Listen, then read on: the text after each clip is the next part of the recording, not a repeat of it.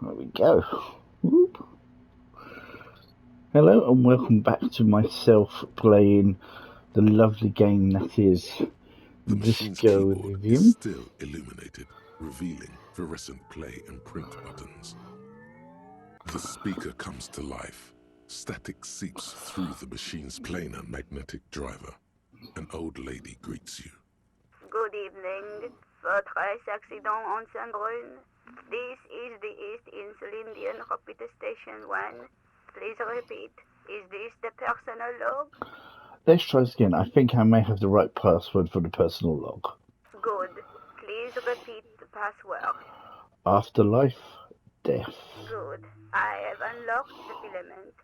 After ending the call, please press print to access the filament.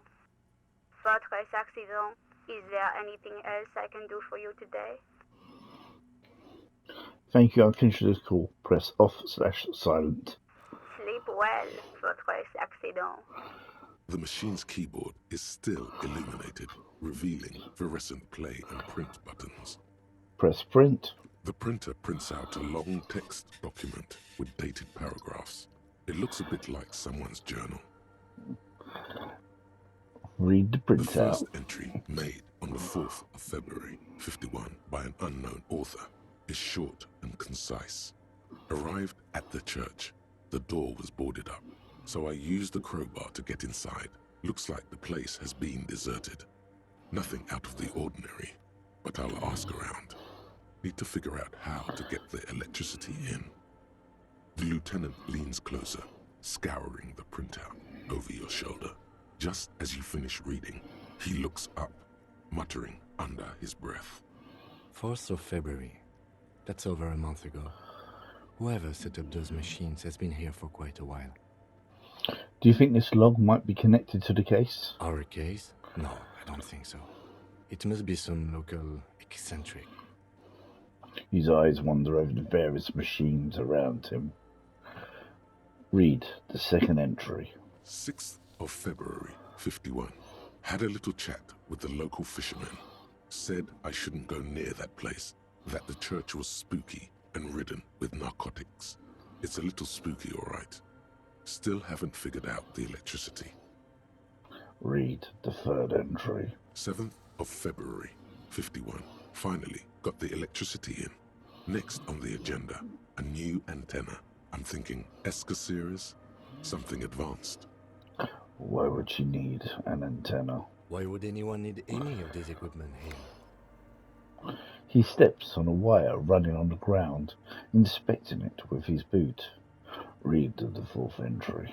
8th of February, 51. Bought the antenna, had some problems setting it up. Called Simo for help. Heard the others are back to making art. Drinking somewhere out of town. Sulislav started a rock band again. Lexi has been seen asking money from strangers. But at least the artists have their act together. They're qualified labor. They can get work anywhere. Graphic design, ads. The programmers are doing fine too. I mean, they're programmers. The writers, though, they're fucked. I just have to find out what caused that data loss and be done with it. Still don't understand how it managed to wipe out the backup, when the backup wasn't even connected to the front. I know. Everyone thinks it's impossible. They say I must be lying. I'm here to set it right. A data loss. Seems like something to do with radio computers. Unfortunately, I don't know enough about them to understand what the author is saying. Something about the backup data getting destroyed, and how everyone thought it was the author's fault. Let's just keep reading. He adjusts his glasses. Artists, programmers, Lexi, who are all these people? Her friends? Colleagues? She must be quite educated if she knew how to set up all this machinery. He shrugs. Read the fifth entry. 12th of February, 51. Brought some food from the grocery store. Apparently, there's a strike going on in the harbor. Definitely not happy to see the Martinez people again. Everything's now set up in the church. Going to start working tomorrow, 8 a.m. The strike. We are nearing the date of the murder. He stroked his chin. Keep reading. I'm interested now. I want to know what's that radio anomaly that sent this person here in the first place. Read the 6th entry. 25th of February, 51. I've been sending data up to Lintel for a while now, trying to recreate the data loss, but nothing. Didn't even feel like logging in, the disappointment. But I did discover a curious audio-spatial anomaly at the back of the church. I've named it the Swallow. It swallows sound. Need to get some mics. Is she talking about? The lieutenant looks to his right towards the silence. Read the 7th entry. 28th of February, 51. Yes, the first recordings confirm that the Swallow is real and I'm not just losing my mind. It's a pillar of silence with a diameter of approximately 3 meters. Seems like the higher I go, the less I record. This might be a coincidence, or it could be connected to the data loss that led me here. The pillar of silence. She is talking about the silence. Is she suggesting it's more than just an architectural quirk? But what could it be? Look at the water basins behind you. The lieutenant doesn't answer. He follows your gaze, studying the basins. The water shines in them. No ripples. Read the 8th entry. March 51. Some kind of young disco men have appeared next to the church. I've been trying to record the silence to find the epicenter, but now it turns out I've also been capturing the future of dance music, one neo-disco song over and over again. Fortunately, the song is so monotonous, I was able to devise an algorithm to factor it out. The other day, one of the disco men came in. Before I could even say hello, she got scared and left. Good, I don't want anyone distracting me from my work. That disco man must be a cell. She must be describing a cell. The girl on the ice? Sounds like her, yes. Read the 9th entry. March 51. A new 2-meter aux cable. Noodles, crackers, ping-ping energy drinks, water, toothpaste, gum, also some canned air. Your reading is interrupted by the sound of the church door opening. A strange woman makes straight for the radio computer.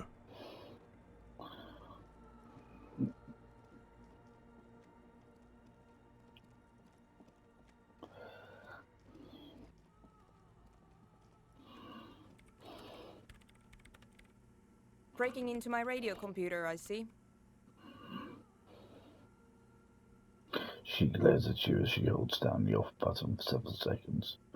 The machine reboots. Yes, you are breaking in, but not into her radio computer.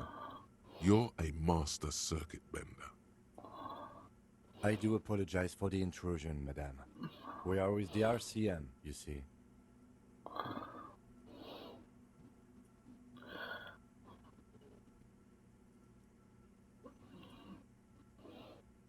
We're here on a side case representing certain music vendor organizers. Well, you won't find any music venue organizers here. She barely looks up from her keyboard. You hear the machine whirl back to life. It's just me and my computer, and it has been this way for weeks. Now please give me some room. I need 2 seconds to see that you haven't destroyed anything. We should talk to her after she has rebooted the machine. The lieutenant whispers.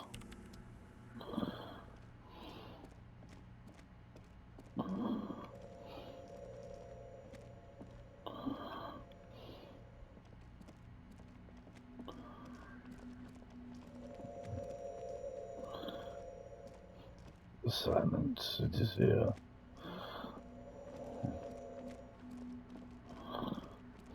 The mother of humanism stands above you, a precious and complex wax painting on a single pane of glass. A crack runs across the length of her body, her face oval and sad. Let's see if we can calculate how this broke again. Visual Calculus Challenge 12. Reconstruct the cracked glass. Nothing, just the edge of the crack sparkles in the dark. There may have been a writing here, but you cannot make out what it said. Looks like I can't give this figurine to her. Why? Because she's a stained glass window. That does seem to be a problem. Maybe you meant something else? Like what? Is the task still on? I don't know. What are we thinking of? Part of your mind has gone on to other things already. The mother of humanism towers above you. A wax painting on a cracked pane of glass. Nothing has changed in her expression. Turn away. Leave.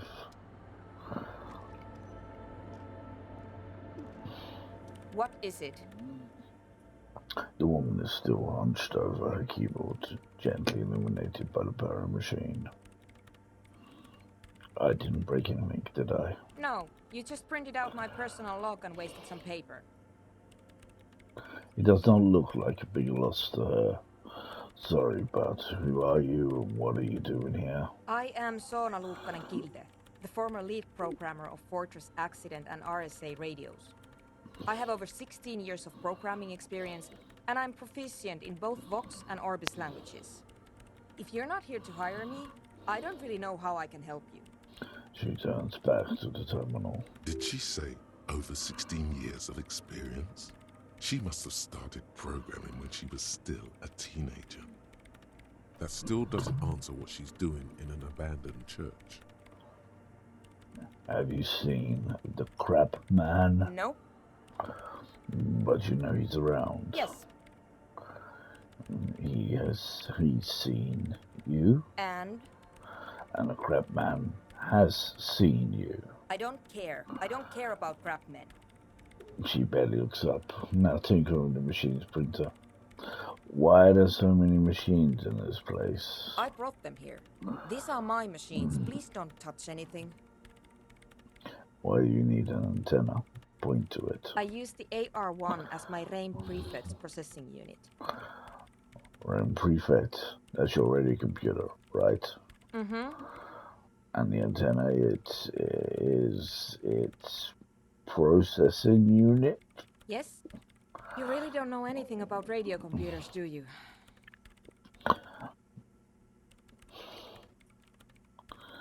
I don't really know much about anything in this world, to be honest. All right. Well, all radio computers perform operations up on air. So in order to gain more processing power, you need to invest in a good antenna. Wait, what's on air? On the front. The unified front of radio waves. Licensed and controlled by Lintel in the East Insulindic region. It's all around us. That's what on air means. She waves her hand. Like love. And the AR-1, is it a good antenna? I guess it is. So far I've been quite satisfied with it. Martinez is an unstable region with bad coverage, and the operation has been surprisingly stable. But it's not the cheapest one on the market, so I wouldn't recommend it for your regular red tape operations. Fraser 1000 is a foolproof line for civilians. Anyway, you should do some research before you decide to buy anything. Ask around, compare the prices. There are many milieus dedicated to that sort of thing. What are you doing with your radio computer? I'm working. The machine seems almost alien with its pulsing core. The light casting her face in a strange shadow. Working on what? Could you just shh for a moment? Or get to the point. I really need to focus on something. Love it. What about those water over there? They are connected to my RAIN prefect. Whatever you do, just please don't move them, okay? Thanks. Short and terse. There you have it. Whatever she's using them for, they're hers. Isn't your prefect radio computer made exclusively for the governmental use? So you do know something about computers. You're right. Prefect is used mostly by the government thieves. She looks up, almost proud of you. And you work for the government? No, I don't. So why do you have it? Because I needed something good for my investigation, and RAIN Civic is widely agreed to be below all standards, so I had to upgrade. Besides, owning a RAIN prefect isn't such a big deal anymore. No, actually, it is kind of a big deal. You don't see Ream prefects in every police department, for example. How did you get your hands on it? I know a friend of a friend who used to freelance for the Coalition. I was actually aiming for the military-grade Reim Rational series, but couldn't find one. She says, nonchalantly, scratching her ear. Prefect is mainly based on the same technology as Reim Civic, so it's kind of a rip-off. But it does have better compatibility with newer antenna models, so I won't complain. Right. I'll try not to touch anything. Next question. Great. She dwells back into the glowing terminal. What are you doing in an abandoned church? You really like those questions, don't you? There's a hint of amusement in her tired eyes. They're bloodshot. She really hasn't been getting much sleep lately, has she? I'm a police officer. It's my job to ask questions. I'm conducting scientific research here. You can't throw me out. She says, ready to stand her ground. What research? I'm looking for the location of a 2mm hole in the world. Wait, what? She's looking for a disruption in the radio waves. That's what her personal log said. The lieutenant raises his brows, but doesn't say anything. Is the hole connected to the data loss in your journal? Yes, that's what led me here. But I suspect it might be something a bit more complicated than that. She stares at the burnish antenna on a nearby table. A hole in the world. What does that mean exactly? Exactly. What does it mean? Up to now, it has been impossible to say what it is because it's impossible to measure nothing. There's something frantic about her as she locks her gaze with you, eyes shining like pearls. What do you think it is? What qualities does nothing have? How do you measure something that does not exist? She's suddenly absorbed in a conversation, waiting for you to answer. Easy. You measure it by the world around it.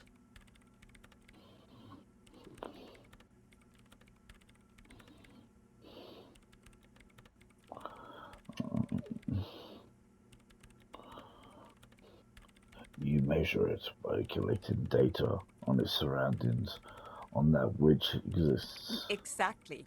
Very true. That's what I've been aiming for. That's why I have those basins. I've tried using hydro transducers to record the silence, to find out where it begins. Hydro transducers. So that's what those water basins are. Devices for recording sound through water. But honestly, it's not progressing very well. She grows silent, staring at the circles of basins.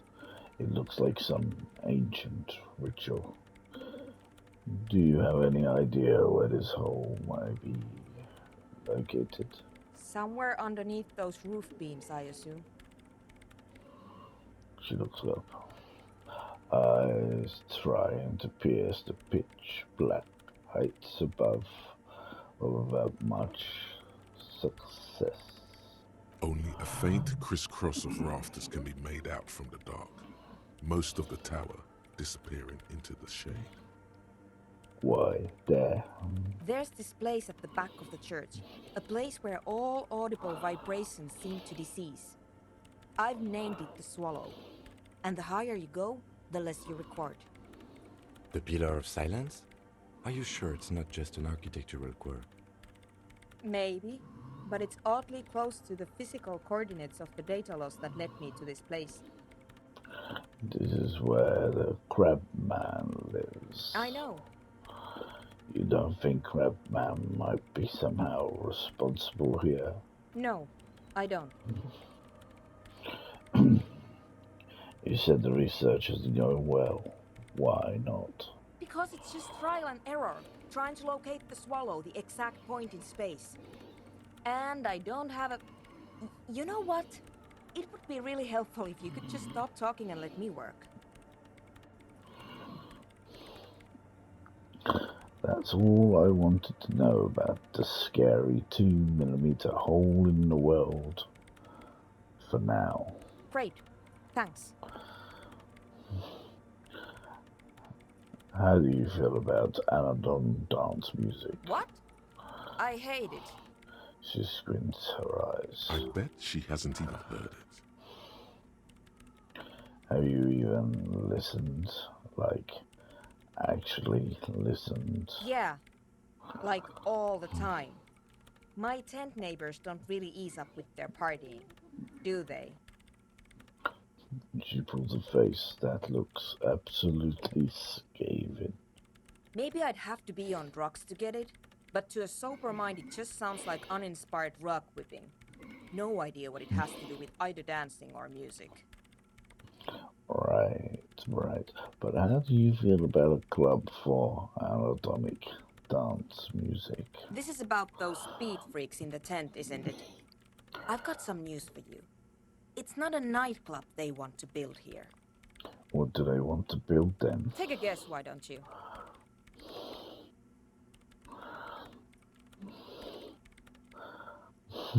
Sorry, you've made good choices in this. I'm still convinced they want to establish a nightclub for anatomic dance music. They said it's their dream. I can't believe they got you so easily. Go have another talk with those up-and-coming entrepreneurs, will you? Thanks. Good luck. I'm not coming in there. The lieutenant notes, right, I'll let you work in peace now. Leave.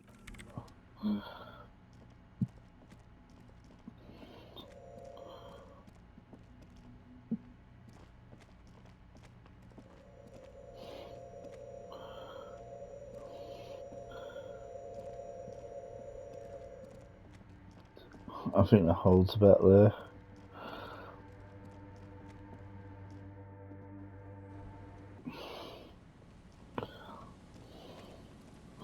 Okay. Run. Not that one.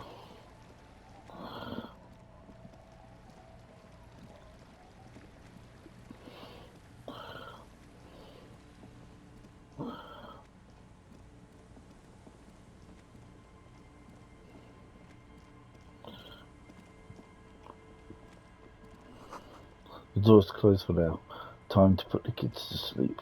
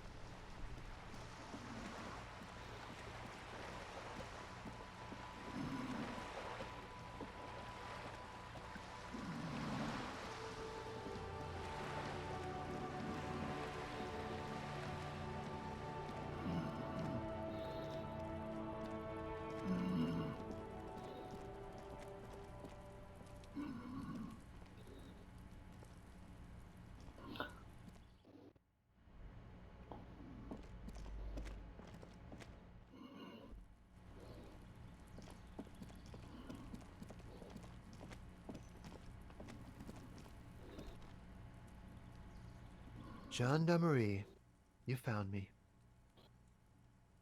The young man on the balcony gives you a bright smile before taking another drag from his cigarette. His slender figure is backlit by city lights, its distant streets and motorways flashing like diamonds. We found a key hidden under a stone.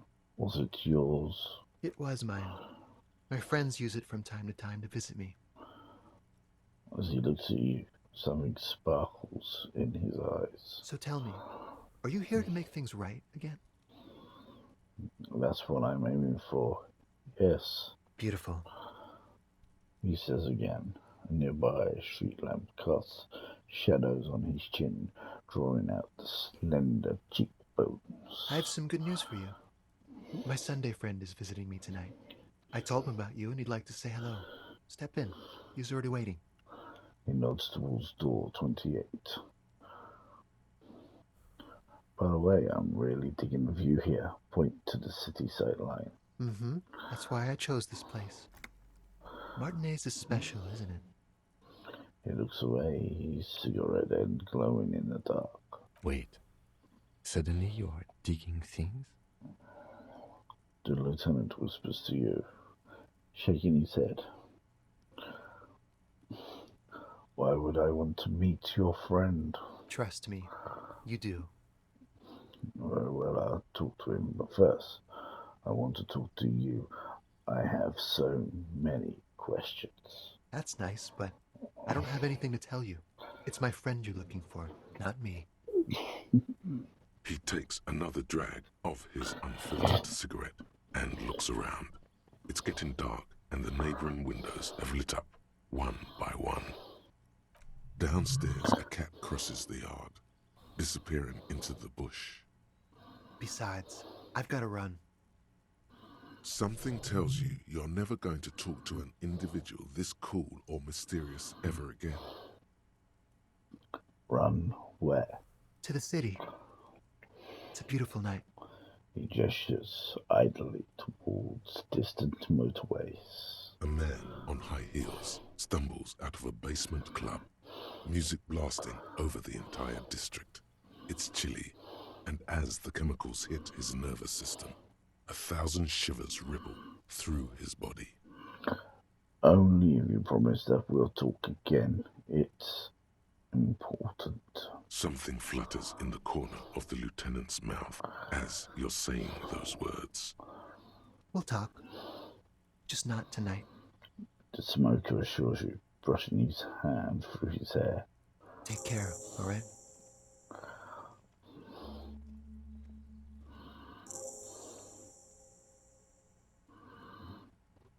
He says with another disarming smile before slipping off into the night. And he's gone again. Looks like it's becoming a theme for him.